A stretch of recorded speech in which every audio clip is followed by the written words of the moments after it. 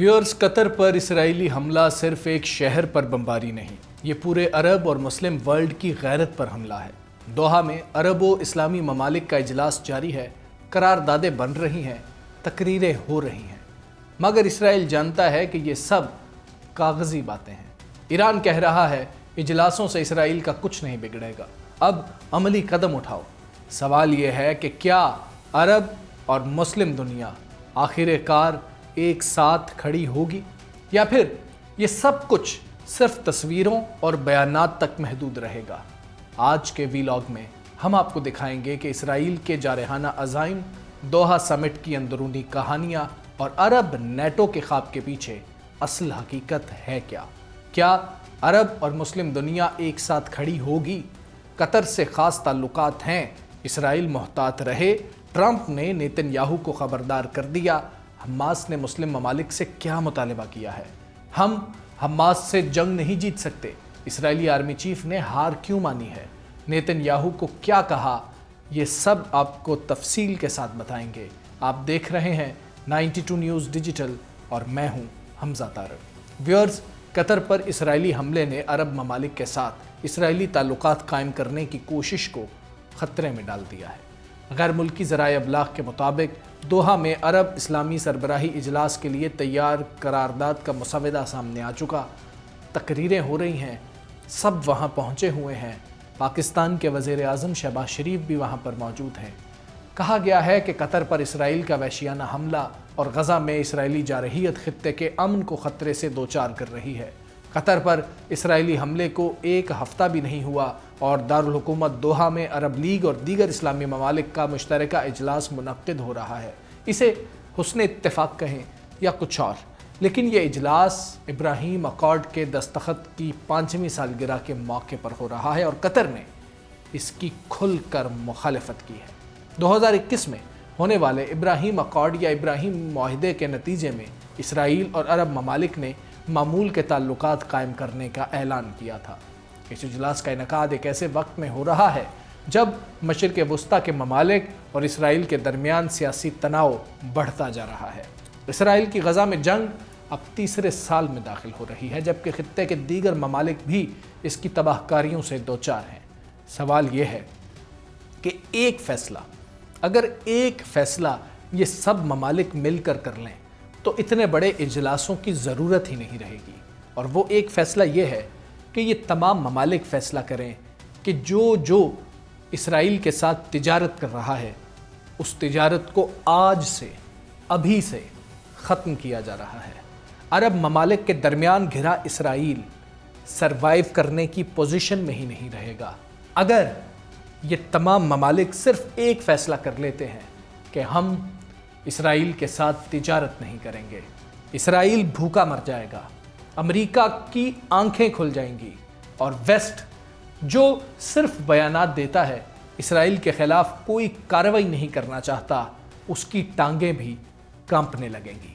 تو یہ ایک فیصلہ ہے، نہ بم گرانا ہے، نہ میزائل داغنا ہے، نہ فوجیں بھیجنی ہیں، نہ طیارے بھیجنے ہیں، نہ ہی کسی بھی صورت میں کسی اسرائیلی کو نقصان پہنچانا ہے۔ بس ایک فیصلہ، اور وہ فیصلہ یہ ہے کہ ہم اسرائیل کے ساتھ نہ تجارت کریں گے، نہ ہی تجارت کرنے میں کسی کی مدد کریں گے۔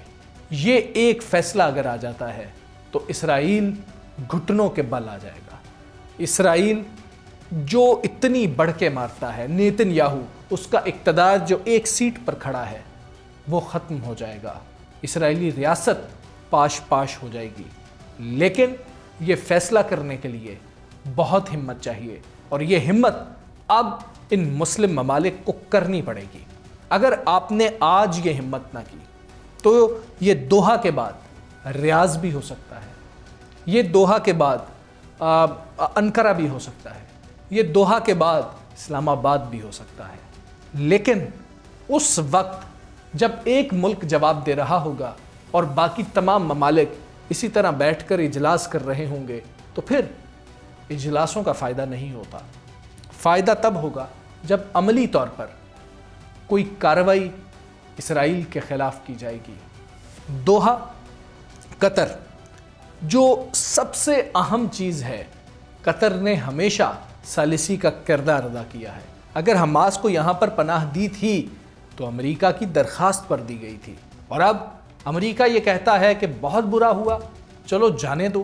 ایسے نہیں جانے دینا چاہیے، ورنہ اسرائیل کا حوصلہ اور بڑھے گا۔ یہ اس نشہ کرنے والے شخص کا معاملہ ہے کہ جس کو ایک دفعہ سگریٹ پیتا دیکھ لیا جائے تو وہ چرس پر چلا جاتا ہے، اس پر دیکھ لیا جائے تو اس کا حوصلہ بڑھتا چلا جاتا ہے، اور جب پہلی دفعہ پولیس اس کو گرفتار کرتی ہے اور گھر والے چھڑوا کر لے آتے ہیں تو اس کا حوصلہ اور بڑھ جاتا ہے کہ مجھے کسی بھی معاملے سے یہ بچا کر لے آئیں گے۔ تو اسرائیل کا معاملہ بھی کچھ ایسا ہی ہے کہ وہ یہ سوچتا ہے کہ خواہ کچھ بھی ہو گیا، امریکہ موجود ہے۔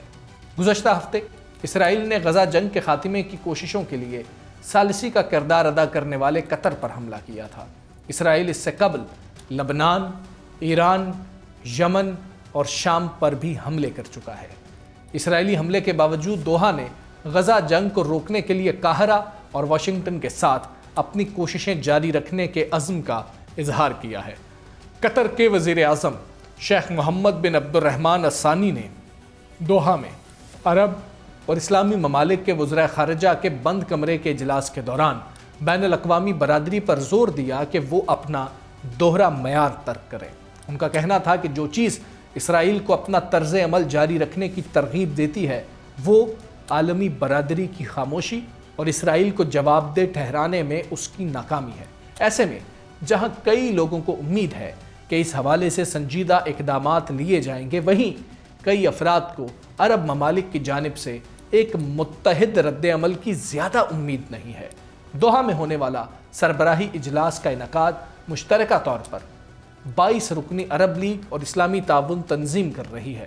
اجلاس میں شامل رکن ممالک کے وزراء خارجہ نے قطر پر اسرائیلی حملے کے حوالے سے ایک مسودے پر تبادلہ خیال کیا، جسے ہنگامی عرب اسلامی سربراہی اجلاس میں منظوری کے لیے پیش کیا جا رہا ہے۔ مصر کے صدر عبد الفتح السیسی مبینہ طور پر ایک بار پھر نیٹو طرز کے مشترکہ عرب فورس کی تشکیل کے لیے عرب ممالک کی حمایت حاصل کرنے کی کوشش کر رہے ہیں۔ عرب نیٹو کے نام سے اس کو پکارا جا رہا ہے، جس کا مقصد کسی بھی عرب ملک کا ممکنہ جارحیت کے خلاف دفاع ہے۔ لیکن اس طرح کی فورس کا سب سے بڑا مسئلہ یہ ہوتا ہے کہ فنڈنگ کیسے ہوگی، کون کرے گا۔ آج ہم نیٹو کو بھی دیکھ رہے ہیں کہ امریکہ اس سے ہاتھ اٹھانا چاہتا ہے۔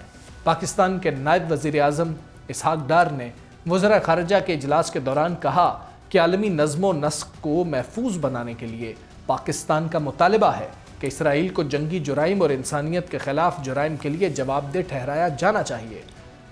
اسحاق ڈار کا کہنا تھا کہ خطے میں اسرائیلی منصوبہ بندی کی نگرانی کے لیے ایک عرب اسلامی ٹاسک فورس قائم کرنے اور اسرائیلی توسیع پسندانہ منصوبوں کی مؤثر روک تھام کے لیے ہم آہنگ طریقے سے اور جارحانہ اقدامات اپنانا ہوں گے۔ اسرائیلی فوج کی بڑھتی ہوئی بربریت اور مسلم ممالک پر پے در پے حملوں کے بعد ایران نے مسلمان ممالک سے اسرائیل کے خلاف مشترکہ آپریشن بنانے کا مطالبہ کیا۔ آپریشن روم ایک بنایا جائے گا۔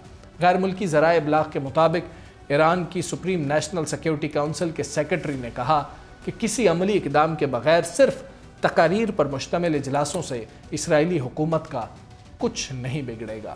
یہی سوال ہر مسلمان کا ہے۔ ہر مسلمان یہی بات کر رہا ہے کہ اگر ایسے اجلاس ہی بلانے ہیں تو فلسطین کے معاملے پر بھی بہت سے اجلاس ہوئے تھے۔ ایسے اجلاس ہی بلانے ہیں تو غزہ پر کئی اجلاس ہو چکے ہیں۔ بیانات ہی دینے ہیں تو غزہ پر تو بہت بیانات آ چکے ہیں، اور اگر قراردادیں پاس کرنی ہیں تو کشمیر پر بھی بہت قراردادیں پاس ہو چکی ہیں۔ عملی حل کیا ہوگا، یہ سب سے بڑی بات ہے، اور یہی وہ چیز ہے جو اسرائیل کو گھٹنے ٹیکنے پر مجبور کرے گی۔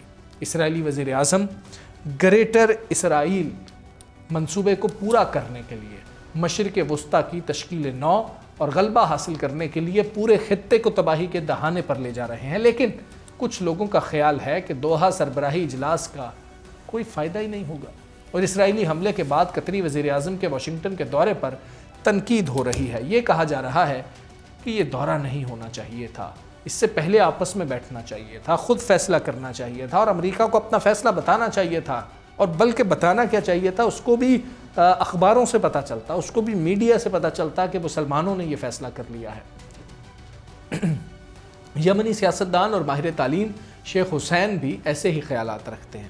انہوں نے دوحہ سربراہی اجلاس پر سخت تنقید کرتے ہوئے کہا کہ یہ اتحاد مردہ ہو چکا ہے۔ ان کا طاقت کے استعمال کی جانب اشارہ کرتے ہوئے کہا کہ اسرائیل اور امریکہ جو زبان سمجھتے ہیں اس پر عرب حکومتوں کو عبور ہی حاصل نہیں ہے۔ اب معاملہ یہ ہے کہ جن عرب ممالک نے امریکہ کو اپنے فوجی اڈے بنانے کی اجازت دی تھی، اب اگر ان ممالک پر بھی حملے ہونا شروع ہو چکے ہیں تو پھر سب کو سوچنا ہوگا، اور سوچنا اسی بات پر ہوگا کہ اگر وہ ہمارے گھروں کے اندر بیٹھے ہوئے ہیں اور ہماری کوئی کسی دشمن سے حفاظت نہیں کر رہے تو پھر وہی ہمارے دشمن ہیں۔ امریکی صدر ڈونلڈ ٹرمپ نے اسرائیل کو بھی خبردار کیا ہے اور کہا ہے کہ قطر سے امریکہ کے خاص تعلقات ہیں، اسرائیل احتیاط کرے۔ غیر ملکی ذرائع ابلاغ کے مطابق یروشلم پوسٹ کا کہنا ہے کہ امریکی صدر ڈونلڈ ٹرمپ نے اسرائیل پر واضح کر دیا ہے کہ قطر نہ صرف امریکہ بلکہ خطے میں امن قائم کرنے کی کوششوں کا ایک اہم شراکت دار ہے۔ انہوں نے کہا کہ حماس کے خلاف کارروائیاں اگرچہ ضروری ہیں لیکن اسرائیل کو چاہیے کہ سوچ سمجھ کر اور احتیاط سے قدم اٹھائے، یعنی کہ ایک جانب امریکہ حماس سے کہتا ہے مذاکرات کرو، دوسری جانب یہ کہتا ہے کہ ہاں حماس پر حملے ہونے چاہیے لیکن اس طرح سے نہیں ہونے چاہیے۔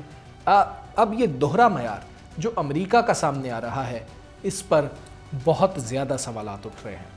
کارٹس نے ایکس پر ایک پوسٹ میں لکھا کہ طوفان غزہ پر مسلسل حملہ کر رہا ہے، النور ٹاور گر گیا اور غزہ کے باشندوں کو جنوب کی طرف جانے پر مجبور کیا جا رہا ہے۔ انہوں نے مزید کہا کہ اسرائیل انفراسٹرکچر کو اس وقت تک تباہ کرتا رہے گا جب تک کہ حماس کو شکست نہ ہو جائے اور تمام یرغمالیوں کو رہا نہ کر دیا جائے۔ اب دھمکیوں کا سلسلہ بھی جاری ہے، کھلم کھلا حملے بھی کیے جا رہے ہیں، لیکن ہم کیا کر رہے ہیں؟ ہم اجلاس کھیل رہے ہیں، اور یہ اجلاس کیا فیصلہ کریں گے، کیا سخت رد عمل آئے گا، یہ تو جس وقت اجلاس ختم ہوگا اس کے بعد ہی پتہ لگے گا۔ لیکن صرف ایک فیصلہ ویورز، صرف ایک فیصلہ کہ ہم اسرائیل سے تجارت نہیں کریں گے اور تجارت کرنے والے کی سہولت کاری نہیں کریں گے، یہ ایک فیصلہ ہے۔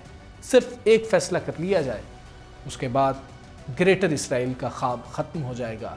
حقیقت یہ ہے کہ اسرائیل کا اپنا آرمی چیف مان رہا ہے کہ حماس کو شکست دینا ناممکن ہے۔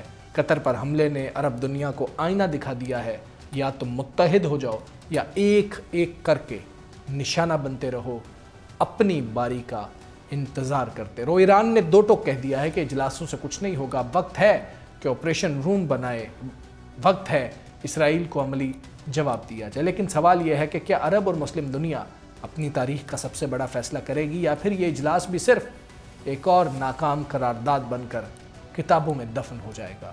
یہ بات آنے والا وقت بتائے گا۔ آپ کی کیا رائے ہے ضرور بتائیے کامنٹ سیکشن میں۔ مجھے اجازت دیں، اللہ حافظ۔